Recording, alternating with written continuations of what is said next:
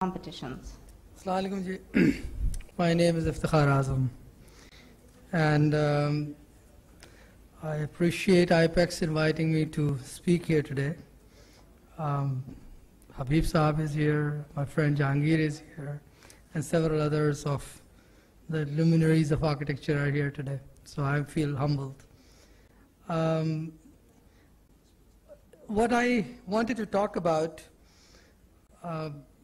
was a bit puzzling for me, because when they said that is the generation next, and I started to wonder which generation do I actually belong to. Does that mean that I'm dated now? And does it make me feel younger and compliments me? And what is this generation next to actually? Anyway, there are two aspects of the presentation that I wanted to briefly talk about. It's not a very organized and formalized set of work, but hopefully that would, most of you will find it bearable and interesting.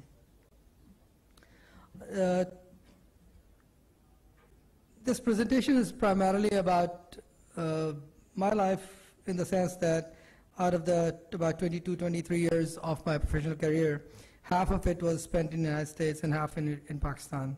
So there is an inherent dichotomy of my own self, which is reflected and represented in my work. And I try over the years to come to grips with it and to realize, is that a positive or a negative? Is that something which actually strengthens me, or it puzzles me in my approach towards architecture? The one thing which over the years I've realized that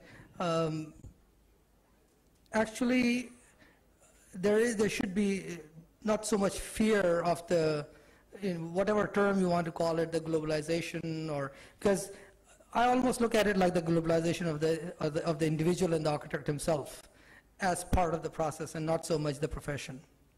So that is one aspect of the presentation that I want to talk about. Secondly, that over the years, working both here and abroad, I felt that architecture, as architects have a tendency to talk about architecture as creators, as creation of buildings, as buildings being monuments, as edifices being much more important than the people.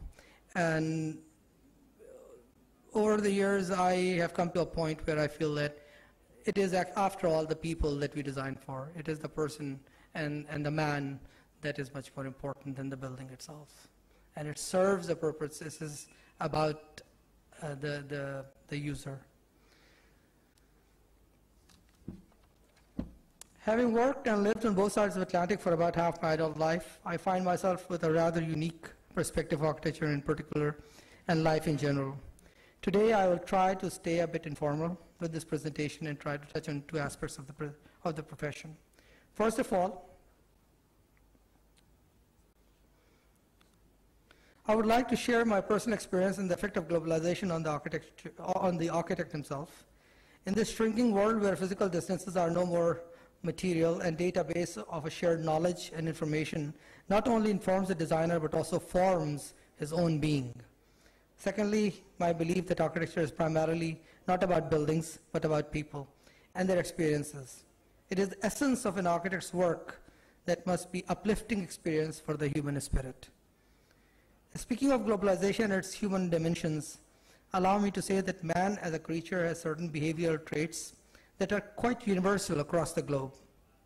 Similarly, the unalienable right of pursuit of happiness, and those of us who are familiar with the American Constitution would know about it, and now the Obama's book also, I guess. So the unalienable right of pursuit of happiness is also common to all men. Architecture, like many other disciplines, have benefited through the human history with the import of ideas and expertise across the borders. The inclusiveness of the concept beyond geopolitical boundaries has always been good for the positive progress of mankind. Today, we as architects and artists can start to look beyond the political map. Now, can we be a catalyst for a colorblind humanity or an all-encompassing religious diversity? Globalization is not a new monster unleashed, but a progressive development of human interdependence that took ages to arrive at. The term was coined in the later half of the 20th century, but its concepts did not permeate popular consciousness until the later half of the 1980s. Serving a buzzword for the decade, the phenomenon of globalization has attracted more significant global attention than perhaps any other issue in the recent memory. Yet the term is used in so many different contexts by so many different people for so many different purposes. Giddens defined globalization as the intensification of the worldwide social relations that link distant localities in such a way that local happenings are shaped by events occurring many miles away. In that sequence, globalization can be considered a discourse of knowledge that elevates awareness of links between various scales of life. Today, we find ourselves threatened by the term, and it may invade us and strip us of our heritage. However, I prefer to look at the idea as an opportunity to approach humanity as intrinsically linked and interdependent group that has commonalities that are to be celebrated and not feared. It is to me a sharing of knowledge. It is the idea that development is science, in science, technology, and art should benefit all.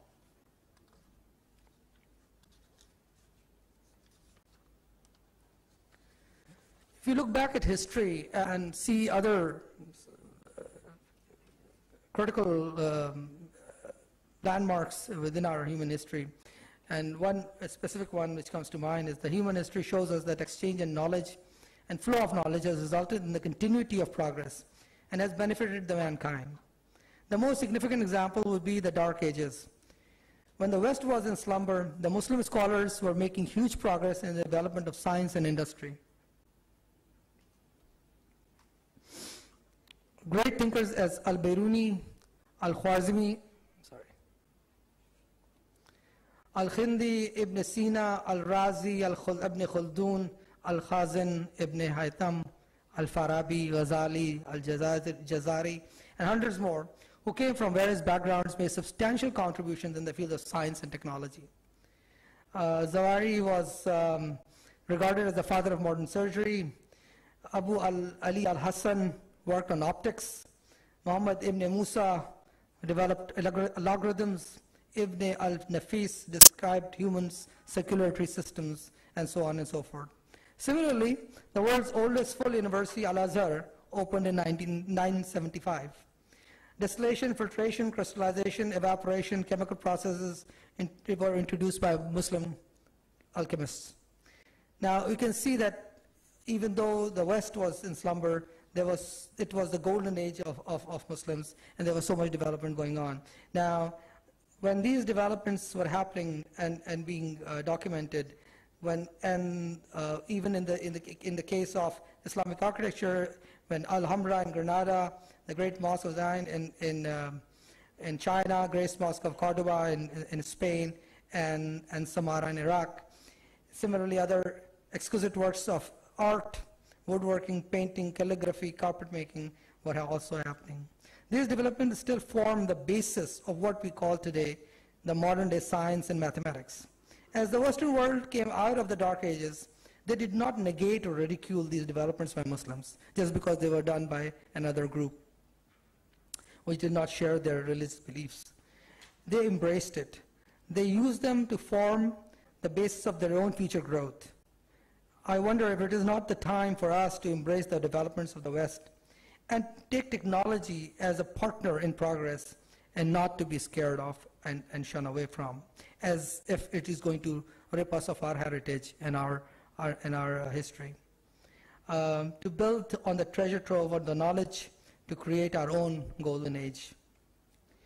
In my personal professional life, which has been divided into two geographical existences, which on the face of it are two places a world apart and two architectural experiences with no commonality, I find humanist concerns and considerations of working in both countries and both continents to have great similarities.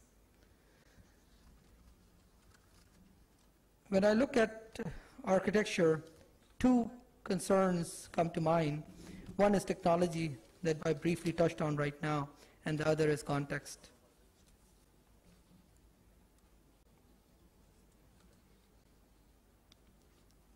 I would like to submit that technology is not our enemy, but a partner in development. The city of tomorrow can and should benefit from the experiences and developments of the sister cities in other parts of the world. The romance and the memory of the place that lives in our mind and gives us a sense of belonging is not threatened by technology, but from factors that are more commerce-oriented. Globalization of technology does not have to be a westernization of the world.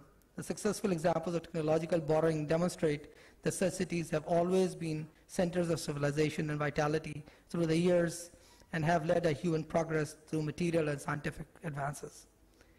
Globalization is now an unstoppable historical process, and the reason being that the day and age we live in and the IT developments and the other modes of transport and whatnot has made it is there to stay. Involving the dimension of science and a new technological paradigm has taken place. The promotion of local tradition is not exclusive of these developments. The political maps of the world are exactly that. They are political. Nations and their traditions are generally more deeply rooted in the culture of the people and cannot be encapsulated in political boundaries. I've been questioned by my peers and critics for not having a style. I always felt that style should be defined by the underlying concerns and the particular responses of an architect. In our case, the context is everything for us. When we are building in Chicago, the materials, the technology, the socio-cultural considerations are very different from where, excuse me, when we are working in Chitral. There are commonalities of methodical and analytical responses, however, that these projects share. But are they going to look similar? Absolutely not. Once again, to sum up, the desire to create spaces and edifices that bring joy to human spirit is the ultimate goal. The attempt is to design for the people and be a creator of moments of happiness and memories. Through my years of experience in US, I had an opportunity to work with some fascinating architects as Peter Pran, Harry Wolff, Lou Nadorf, Mehrdad Yazdani, and others. Each of them had their particular interest and approach in design exploration. Over the years, my work was not only influenced by these architects, but also dominant movements of that time. In the late 80s with the postmodernism, the 90s with the deconstructivism, the new millennium with the new modernism, and so on and so forth. However, I feel that what I found most rewarding is to work on projects today that bring joy to the human spirit, the architecture that uplifts our spirits.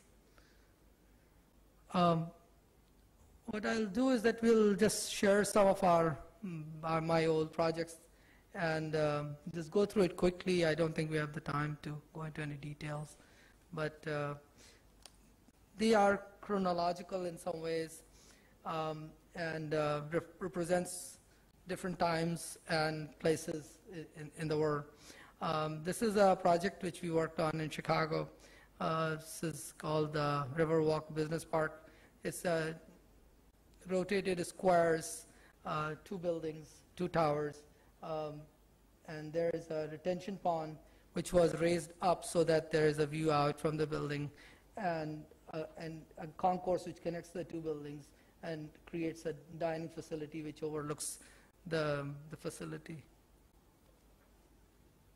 This is the first phase of the development, and this is when the second tower came into being. This is where the retention pond is, and there is a forest preserve. So you drive along the forest preserve to arrive at the motor court, and then divide up into the 2 towers and go in. Now, obviously, the technology, and we are talking about late 80s and early 90s. The concerns for sustainability and the concern for the air conditioning and the loads were much less visible in these projects, where all sides are treated the same. Another project of similar kind, about a 21-story office tower in the suburban Chicago area, where the tower is entered from a concourse, and then it's a central core of the tower, with a parking deck attached to it. This is a more recent project. This is a church that we worked on. This church is about a 2,000 seating capacity sanctuary, and there are two parts of it. One is the sanctuary itself, and the other part is your school and the other facilities, which are linked by this corridor, which is serving both sides of it. This is the sanctuary area. It's not a huge church. It's about, as I said, 2,000 seating, which is for our purposes, compared to our auditoria, it's very large. The churches, the Baptist churches, and that starts a whole new debate that should the buildings be for the glorification of God, or should it be to serve the children of God? It's another church that was done in Texas. This is about 1,500 seating. Obviously the whole stage, and you have the choir, you have the orchestra pit, you have your back projection screens and catwalks above. So it's as well equipped as any theater.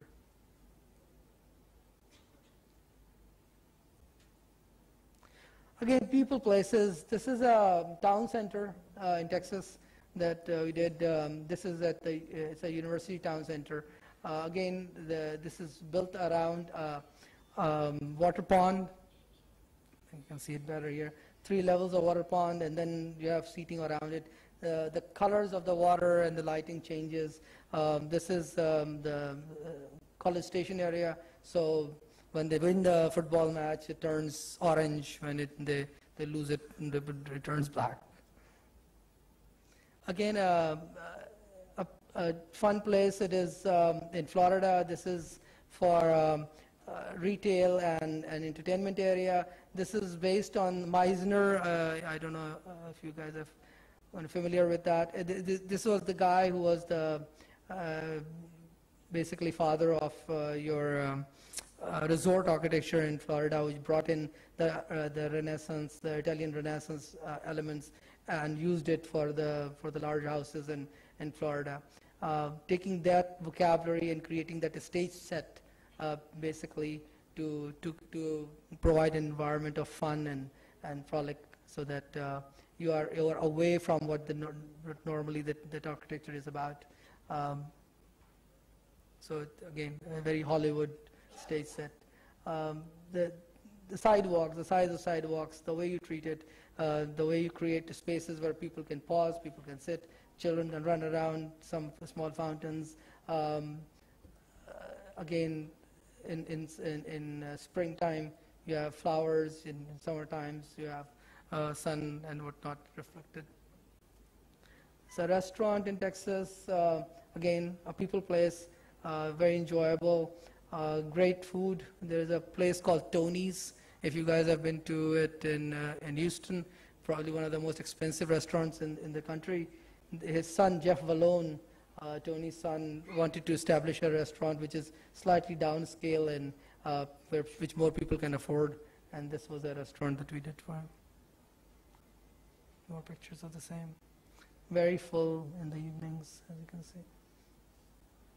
The idea was that these doors are totally collapsible, so on a nice day that you can open it up and it becomes a very inside-outside bar kind of a situation, a very European idea of a restaurant.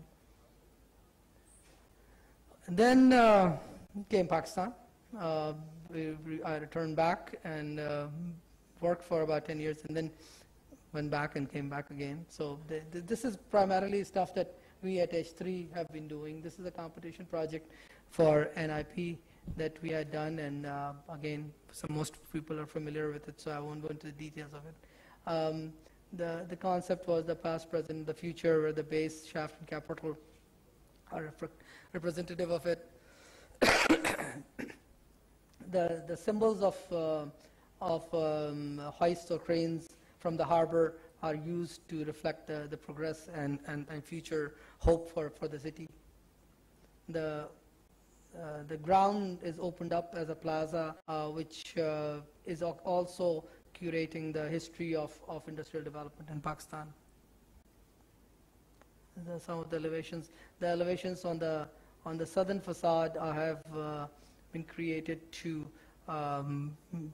provide as much of sunshade as possible with green patios at every 6th floor or so. On the northern side, it's mostly glass. Again, we can see it here, the south facade and the northern facade, the inherent dichotomy of it. Fair face concrete, Habib Sah would appreciate that, hopefully. Need his blessings. This is the other competition which we had done for PNCA. This was based, the concept was based on Iqbal's Javed Nama and the idea of the 9 questions of the Republic of Rumi, the thought and knowledge, separation of self and selfishness, and completion in the truth and awareness, Sarare Khudiyan Alaq and Irfan. Again, the inner linkage, which is also the reflection of the Indus River, and the existing water channels on both sides are interconnected with this water, which reflects the history of Indus and culminates at the dancing girl of Mohenjo-daro as it takes us back into the agrarian roots of this culture. Again, the buildings were less important for us than the people places. Some elevations of that. More views, public places, interaction, and some more of the same.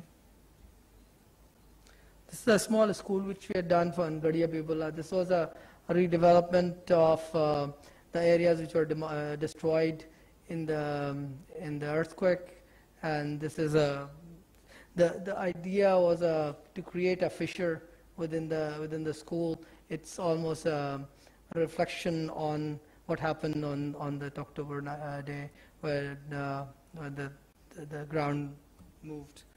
And it also provides us larger spaces at the entrances and creates interlocking and overlooking spaces. The idea again is we had discussed doing something more than that, but we said that the children should remember what happened, but it should not become morose. So we did not want to kind of labor on that too much. This is a girls' school. This is a school for girls. There's some views of that. Very limited budget, obviously donor funded, and basic construction. And the local stones, again, some at the lower level are shown, but the cost of construction would not allow us to use the stone on the entire building.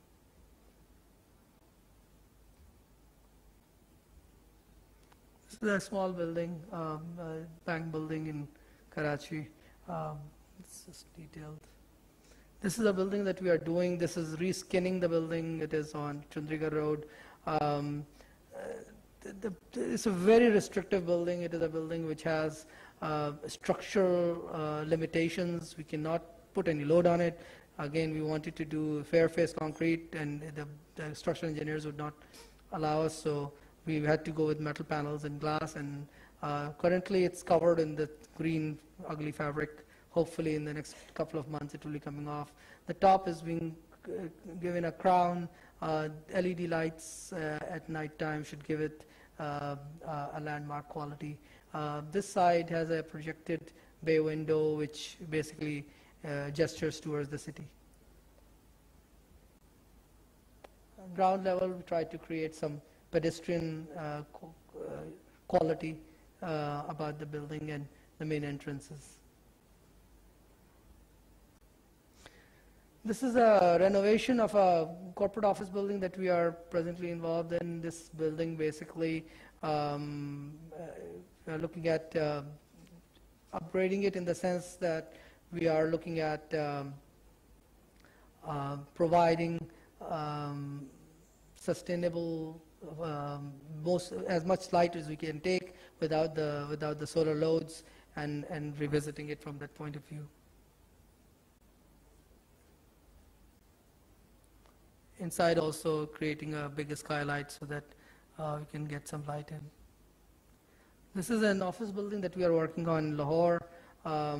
Basically, the southern facade and the northern facade, the dichotomy again of its view and the solar loads. The different departments are organized around courtyards and overlooking onto a small man-made lake. Traditional material of brick for Lahore in combination with fairface concrete. This is the southern facade, which has sunshades, outdoor seating area, again as much of a public space as possible, and then elements which are basically cooling, green barriers between the internal usable office areas and outside. Some more views. On the northern facade we have mostly glass. Roof is a green roof. We are hoping that we'll be able to keep it green. Again, a fun place, a small town square in a housing scheme. We had done a proposal for that. It's probably reviving again and looking at it. Very theatrical in its look. Basically these are shops, and the facade is a Hollywood facade. This is a proposal that we are doing in joint venture with GAP. This is here in Karachi. It's a major mixed-use development. Sorry. This is some of the sketches for the first phase development. The idea is to create a canal which links one end to the other, shopping on the both sides, and creating synergy and of different activities. This is the Grand Canal of the project. The idea is again creating places for people. Sorry. And from Chicago to Chitral, so in the northern area, we have been working with Aga Khan Planning Board, several of these community type buildings, the small buildings, the low budget buildings. Again, very interesting because technologically it's BASIP technology, which Aga Khan has, the research has developed. So it's insulated walls and very inexpensive seismic resistant methodology of doing construction. So it's the diversity that we really enjoy in our work that we are also doing. Again, the idea was to create some courts, some areas that people can come in, interact, and find time to spend together. So this is basically my history from Chicago to Chitral in that sense. Let me just conclude here. As architects, we create buildings and give birth to cities. These cities are and should be source of sustained individual growth of our citizens. We create spaces and buildings that should serve the people. Unfortunately, we also have a tendency to be overtaken by the idea of being the creator of such edifices and spaces to the extent that architecture becomes more important than the purpose it was created for. Architecture should be for the people, and buildings should be designed to celebrate the human spirit. Architect's own heart is also a sanctuary from which he sees the world. After all, the only quest worth having is the quest to find oneself. In this quest to find our own true selves, the journey takes each one of us through a different path and direction. Architecture provides us with a vehicle to embark upon this journey where man is right front and center. The journey may not provide us any direct answers to the questions, yet in the uncertainty is the latitude that allows each traveler to find his own unique answers. About, I think, 15, 18 years ago, I was visiting Jahangir in Islamabad. And at that time, we met the great Ahmad Faraz. And Jahangir introduced me, and we were talking about it. And he said that, well, he's talking about coming back and whatnot. And at that time, maybe it was more than 15 years ago. And he was talking about the fact that how people start to belong in a place, and then they move, and they want to come back, and the heart is always yearning for going back. But then enough time passes, and you start to have a belonging to the new place also. And it's difficult to leave that and come back at that point. But this one is just a quick one for Jahangir. न गवाओ ना वकी नीम कश दिल rays Reza गवा दिया जो बचे हैं संग समेट लो तारीख दाग दाग लुटा दिया मेरे चार अगर को नवीद हो सफ़े दुश्मना को खबर करो जो वो कर्ज रखते थे जान पर वो हिसाब आज चुका दिया करो कज जभी पसरे कफन मेरे कातिलों को गुमाना हो कि गुरूर इश्क का बाकपन पस मर्ग हमने भुला दिया उधर एक हरफ की गुश्तनी यहाँ लाख उज़्र था गुफ्तनी जो कहा तो सुन के उड़ा दिया जो लिखा तो पढ़ के मिटा दिया और जो रुके तो कोहे गरां थे हम जो चले तो जहाँ से गुजर गए रहे यार हमने कदम कदम तुझे यादगार बना दिया. Thank you very much.